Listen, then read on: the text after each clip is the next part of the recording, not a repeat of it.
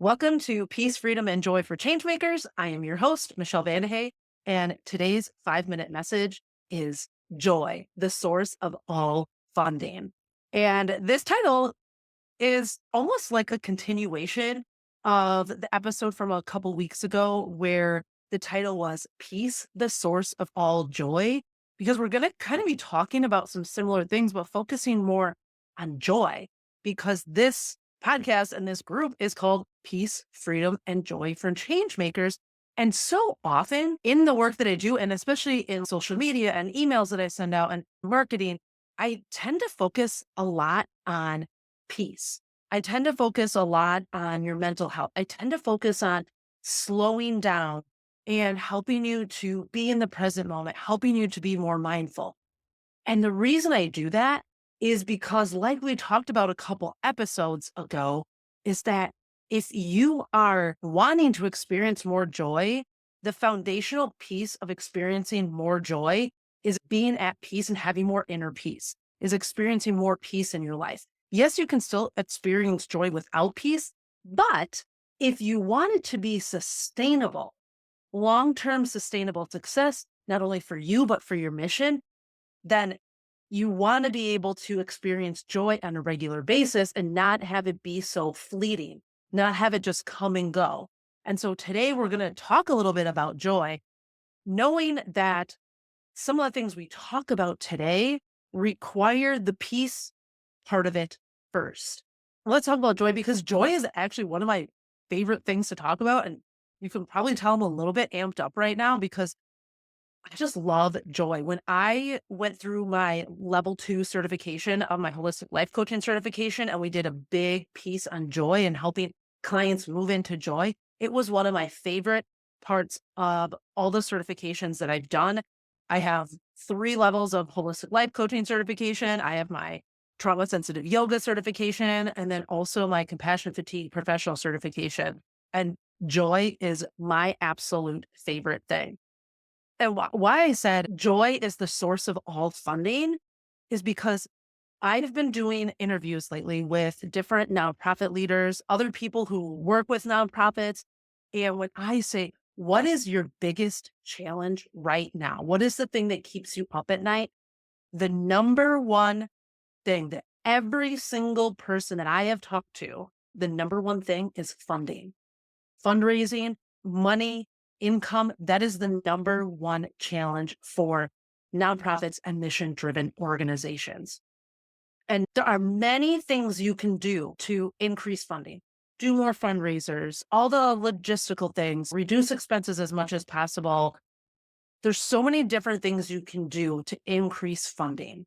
And one of the things that is often missed is this piece of joy, increasing your income by increasing your joy. Because, like we talked about with peace, the source of all joy, if you're listening to the podcast, I'm sharing the emotional guidance scale by Abraham Hicks again, that I talked about a couple episodes ago as well, where it's showing the different emotions. And there's the bottom of the scale and the top of the scale, and that you can spiral yourself up and you can spiral yourself all the way down. Where do you think money likes to go on this scale? Do you think money likes to go to the top of the scale where there's joy, appreciation, freedom, love, passion? Or do you think money likes to go at the bottom of the scale where there's jealousy, insecurity, guilt, powerlessness, fear? Where do you think money is attracted to? Before you answer that question, I want to ask you this. What are you most attracted to? Are you most attracted to joy or jealousy? Are you most attracted to hope or hate? Are you more attracted to passion or powerlessness? Are you more attracted to appreciation or anger?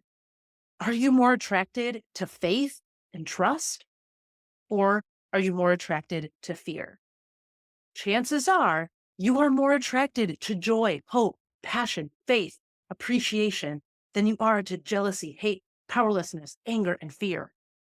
So is money, because it is an energy exchange. So when we think about the energy exchange, when there's more of this positive feeling, there's more income, there's more money, there's more funding that comes with that.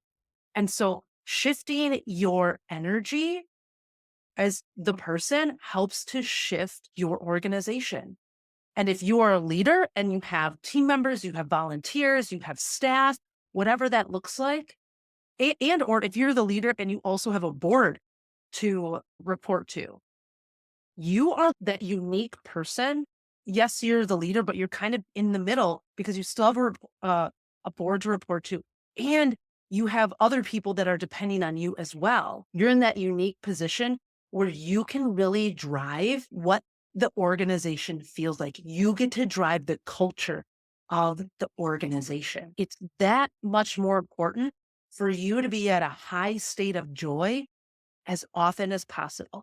Yes, there are going to be things that you have to do that you don't like to do. Yes, there's going to still be challenges, but we can come to these things. We can come to challenges from two places. You can come from it from hope, or you can come from it from hate, or you can come from it from a victim mentality, or you can come to it from an empowered mentality of what can I do or what can I learn from this situation? That's the mindset shift. That's the energy frequency shift that you can make so that when challenges come up, when you're being challenged by funding, that you can make those shifts so that you can shift those frequencies from despair and fear and anger and shift them more easily into joy, faith, love, passion, hope. And when you do that, when you're aligned with that, more frequently, when your staff is aligned with that more frequently, when your volunteers are aligned with joy more frequently, when your board is aligned with that more frequently, you are going to increase funding. There's no scientific evidence out there. But let me ask you this. Is it more fun, or do you enjoy your job more when you are in this place of desperation and fear, or do you enjoy your job more when you're in a place of faith, love, and trust and joy? I want you to also think about this in your everyday life. When you're going shopping, what are you more attracted to? Or I even think about, especially like a farmer's market. I just love farmers markets. A lot of times there might be similar vendors there or similar farmers there. Which one are you more likely to be attracted to? And you might not even notice this. And this is a great piece of homework for you to notice without trying to change what you're doing, but just notice where you tend to go to. Why are you attracted to this booth versus this booth? And it doesn't always have to be joy, but it might be love, hope, passion. What is it that attracts you to the different booth at a farmer's market or at a craft fair? Because I will tell you, there are farmers at my farmer's market that they have beautiful tablecloths and they have things set up really nicely. My daughter would love this. It's very aesthetic, right? Not everything has to be aesthetic, but there's intention behind it versus some of the farmers that have the table and they've got things in their bins, and there's nothing wrong with that. But I tend to go where you're attracted to that joy and love. And so when you think about it in that way, money is the same way. Money is attracted to joy and love and faith and trust. So if you want to increase the funding without having to do more work, without having to push through, and even shifting that mindset of pushing through, you do that by focusing on increasing your joy and increasing the joy of your team and increasing the joy of your board members. And this is one of the things that I help my clients do, but it is not immediately. First, we got to talk about peace. We've got to talk about mindfulness, but joy is a key component with really staying at those high levels of frequency that are going to help you to increase funding, be able to create more impact, and do it in a way that is sustainable and long-term. Have you ever thought about increasing your income by increasing your joy? Because if you start doing this, I promise you, if nothing else, because I don't like to make promises that I can't keep or make false promises. If nothing else, maybe right away, the income or the funding doesn't go up, but morale maybe goes up. Maybe people aren't leaving as soon because they're staying around because they're experiencing more joy.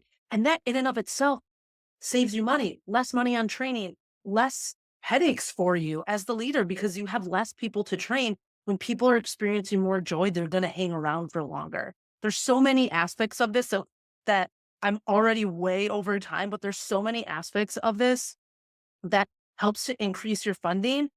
And if not increase your funding, help you to reduce expenses because of not needing to hire new people because people are leaving because they're not experiencing joy.